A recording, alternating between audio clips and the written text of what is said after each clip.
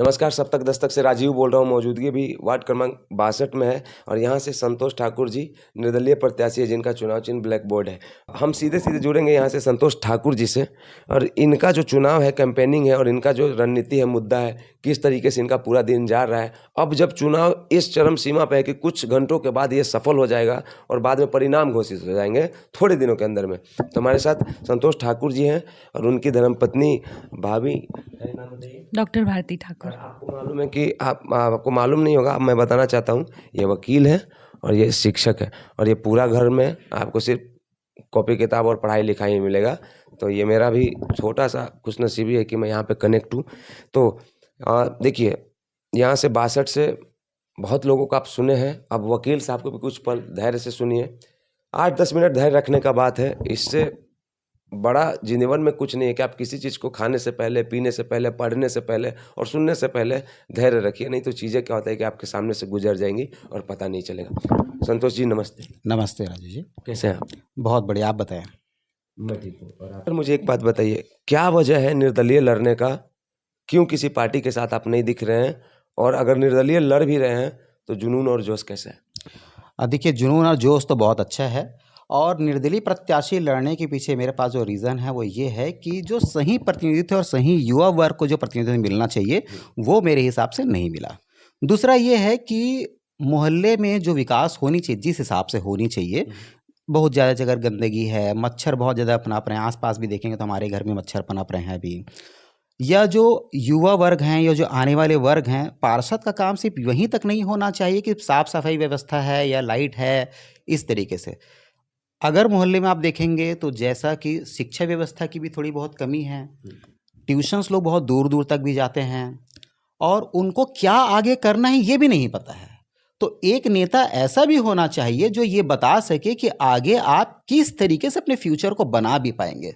अगर आपके मन में स्वच्छता आएगी, आपका मन निर्मल होगा, तो आप अपने आप ही निर्मल विकास कर पाएंगे।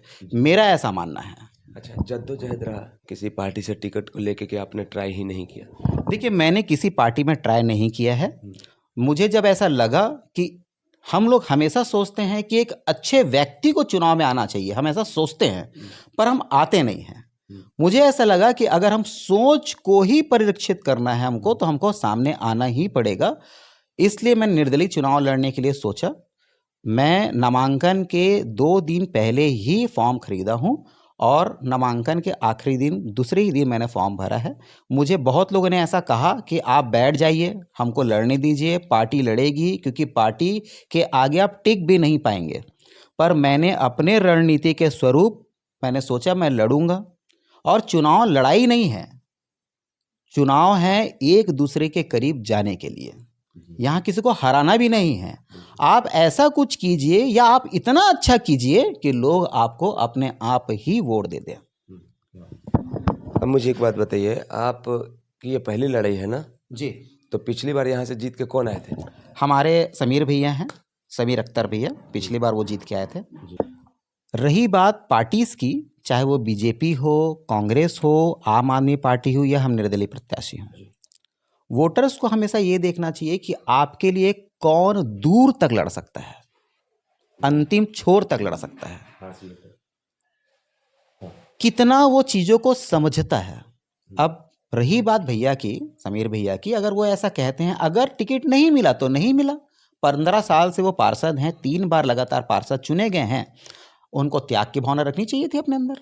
वो त्याग देते चीज़ों को मन के अंदर। अगर आप ये ऐसा कहते हैं कि नहीं मैं अपने इज्जत के लिए लड़ रहा हूँ, तो देखिए लड़ाई इज्जत की नहीं होती है। इसलिए मैं आप सबसे कहता हूँ कि मैं जो करता हूँ काम वो बड़ा मेहनत वाला है, क्योंकि मैं सबके पास जाता हूँ। आप ज़रा समझिए, अगर मैं एक नेता का बोला हुआ बात दूसरे होने वाले या फिर भूतपूर्व या फिर तत्कालीन नेता के पास लेके नहीं जाऊँगा तो उसका आपको एक निश्चित आंसर नहीं मिलेगा। और उसमें आप 80% लोगों से सीधे आपकी मुलाकात हुई है, ये बड़ी बात है।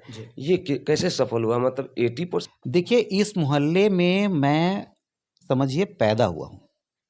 जब ये मोहल्ला बड़ा भी नहीं था, घर भी नहीं थे, उस समय से मैं, मेरे साथ के सारे मेरे मित्र, ये सभी हम लोग यहाँ बचपन में चक्का चलाते थे। चक्का इन द सेंस वो जो रिंग वाला चक्का या टायर के चक्के होते वो हैं, बड़ा वाला वो साइकिल वाला, मार मार के पीट मार मार के पीट के। या फिर हम लोग जब वो लोहे का जो रॉड होता है जिसको जमीन में गड़ाते हैं, तब तो रोड हुए नहीं करते थे, तो गड़ंची हम लोग खेलते थे। अच्छा तो इस मोहल्ले में किस गली से गुजरना है और कितना कवरेज करना है, मैं मान के चल रहा हूँ कि मुझसे ज़्यादा कोई भी नहीं जानता है। इसीलिए जब इस वार्ड में परिसीमन के बाद में कुछ अन्य भी मोहल्ले जुड़ गए, जैसे छत्तीसगढ़ नगर हो गया, सोनझर पारा है, आपका सुभाष नगर है, तो लोगों को लगा ये वार्ड बहुत बड़ा हो गया, पर मुझे लगा बड़ा नहीं है। अगर आप इस गली से घुसेंगे और कहीं दूसरे छोर पे निकलेंगे तो बहुत छोटा सा एरिया है। लोग बढ़ गए, घर बढ़ गया, पर पैर की ताकत कम नहीं हुई। ठीक है, 30 सेकंड में जुड़ूंगा। भाभी पहली बार आप लोग लड़ाई करते हैं, जब कंपेनिंग में जाते हैं आप लोग तो फुल फैमिली जाते हैं सब, और सब लोग एक दूसरे को कोऑपरेट करते हैं। जो आप जाते हो गली में तो रुझान है या फिर एसेंस है जो देखने सुनने को मिलता है, लोग जैसे आपको ट्रीट करते हैं, बात करते हैं, तो उनके बातों से क्या लगता है? आप लोग इस चुनाव में आपकी भागीदारी अभी तक के आज के तारीख तक कितनी हो चुकी है? कितना अगर स्वेच्छा से आप बताना चाहे तो ठीक है, नहीं तो ये मेरा एक औपचारिक सवाल ही समझ लीजिएगा इसको, फॉर्मल। कितना वोट आएगा और कितना तक अनुमान लगाया है? कैसा मेहनत है? मेहनत तो खैर घर के सारे लोग हैं और साथ में भी है पॉजिटिविटी। काफ़ी लोगों के बात करने से, उनके रुझान से ऐसा लगा कि हाँ वो हमारे साथ ज़रूर देंगे, वोट ज़रूर देंगे। 50% तो हमने अपना सोच ही लिया है कि ये लोग देंगे ही, और बाकी उनके ऊपर डिपेंड करता है। 50% आएगा भाभी तो खेला ही हो जाएगा, डिग्री हो जाएगा। नहीं, हम तो मान के चलते कि हमने इतना प्रत्याशी ज्यादा है ना, वोट कटेगा। 100% हमने किया है, लेकिन क्या ये सही बात है? भैया बोल रहे कि 80% घर तक आपकी पहुंच हो चुकी हम है। पहुँचे हैं। अभी हम जो होगा, घर तक अभी जो पहुंचे। बाकी अभी जो होगा तो जब घूमेंगे तो रिवीजन होगा, है ना? जी बिल्कुल, उनको याद दिलाने उनके के लिए कि घर हम तक आए थे पहुंचे आपके हैं। पास। बिल्कुल बिल्कुल, हम फिर से जाकर उनको याद दिलाएंगे कि पिछला जो भूतपूर्व पार्षद जीत के आए थे, मतलब जो पार्षद रहे पिछले बार, हाँ, आचार संहिता के बाद कोई पार्षद नहीं रहता, पद निरस्त कर दिया जाता है। संवैधानिक रूप से उनके पास कोई अभी पावर नहीं है, नहीं तो मिसयूज करते ना चुनाव में, इसलिए उनका, बाकी वकील साहब इस सब चीज़ के बारे में ज़्यादा। तो वो जो हुआ तो आपको कैसा लगा उनका 5 साल, उनका परफॉर्मेंस? अगर मैं 100 नंबर जैसे निर्धारित करूँ मार्किंग करने के लिए, तो आप कितना संतुष्ट हैं? कितना नंबर दीजिएगा 100 में? देखिए, मैंने ना जब गली गली में हमने प्रचार प्रसार के लिए गए तो मुझे काफ़ी दुख हो रहा था लोगों के अंदर बीच में जाकर। जैसे मैंने सोनझर पारा गई, सोनझर पारा में हमने देखा कि काफ़ी तकलीफ़ में है लोग। कहीं पर लाइट्स नहीं हैं, कहीं पर नाली बने नहीं है, उसी गंदगी में बेचारे रहते हैं, और किस तरीके से भोजन करने का भी उनके सही पर में स्थान नहीं है। जीवन जो शैली है, बिल्कुल एकदम उस तकलीफ में भी वो हंसते हुए, खैर वो हम लोगों का स्वागत उन्होंने बहुत अच्छे से किया। सतनामी पारा में भी हम गए, उनकी भी स्थिति लगभग वही है। तो मैं चाहती हूँ कि जो भी पार्षद आए, नहीं आए, खैर ये तो हम मेरे हस्बैंड, लिविंग थिंग्स चेंज आना चाहिए, बदलाव आना चाहिए बस। लिविंग थिंग्स का तो वकील साहब छोड़ दीजिए, जो भौतिक चीज़ें हैं, जो इंसान से जुड़ी चीज़ें हैं, वो चाहे वो स्ट्रीट का पोल हो, खंबा हो, चाहे पानी हो, चाहे गार्बेज हो, सब चीज़ एकदम अस्त व्यस्त हाल में है। पता नहीं सर, मैं ऐसा क्यों बोल रहा हूँ, लेकिन 62 का ना स्थिति बहुत खराब है सर, बहुत आज खराब के है। डेट में ना जो सबसे ज़्यादा ज़रूरत है ना, वो है शिक्षा व्यवस्था की है। हर नेता को चाहिए, चाहे वो कोई भी क्यों ना हो, स्कूल की ओर सबसे ज़्यादा उनको ध्यान देना चाहिए।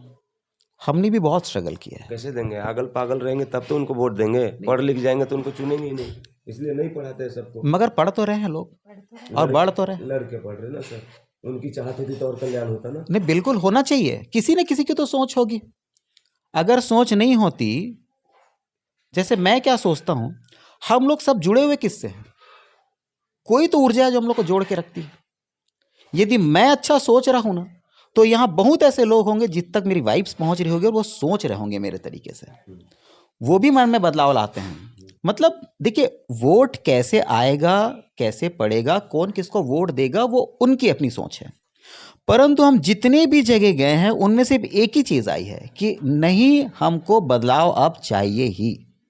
अब हम बदलेंगे ही। हमको अब किसी पार्टी से लेना देना नहीं है। अब बड़ा संजोग है ना कि आप पढ़ाते हैं बच्चों को, फिर भाभी भी पढ़ाती हैं और सिंबल भी ब्लैक बोर्ड में है। हाँ नहीं, हमने चुना ब्लैक बोर्ड है। अच्छा, आपने चुना है? हमने चुना ब्लैक बोर्ड है ताकि हम बता सके कि नया विकास की गाथा हम इसी ब्लैक बोर्ड से लिखेंगे। इससे बड़ा बात क्या हो सकता है? मैं क्या बोल सकता हूँ। आप एक, मुझे तो लगता है कि आप जब कैंपेनिंग में जाते होंगे तो मोहते बहुत अच्छे से होंगे सबको, मतलब क्योंकि आपके शब्द बड़े प्यारे और सुंदर होते हैं, ऑथेंटिक होते हैं। लेकिन जब कोई सुनता है ना तभी अट्रैक्ट होता है। तो आप जब जाके बोलते हैं तो लोग क्या कहते हैं, माताएं बहनें सुनते हैं आपको तो क्या प्रतिक्रिया देते हैं? बात सुनते हैं, उनको लगता है कि हाँ सही में किसी अच्छे व्यक्ति को आना चाहिए, और वो बोलते भी हैं भैया हम आपको चुनेंगे इस बार। अच्छा, और जितने भी घर में आप गए तो 80% में गए, ठीक है, बात है, लेकिन सबसे ज्यादा क्या सुनने को मिला शिकायत में? शिकायत में सिर्फ कंप्लेन तो एक जरूर चीज़ था किए उनके होंगे। पास। देखिए कंप्लेन करते हैं और वो अपनी जगह पे है, पर उनकी जो सबसे पहली चीज़ है ना, जब मैं ये बोलता हूँ कि विकास लाइए, बदलाव लाइए, तो उनके मन में एक ही चीज़ रहता है, हाँ बदलाव बहुत ज़रूरी है। हमको ऐसा व्यक्ति चुनना है जो दूर तक की चीज़ें सोच सके, अच्छा पढ़ा लिखा व्यक्ति हो जो हमारी बातों को समझ सके। ये सारी बातें उनमें आती है।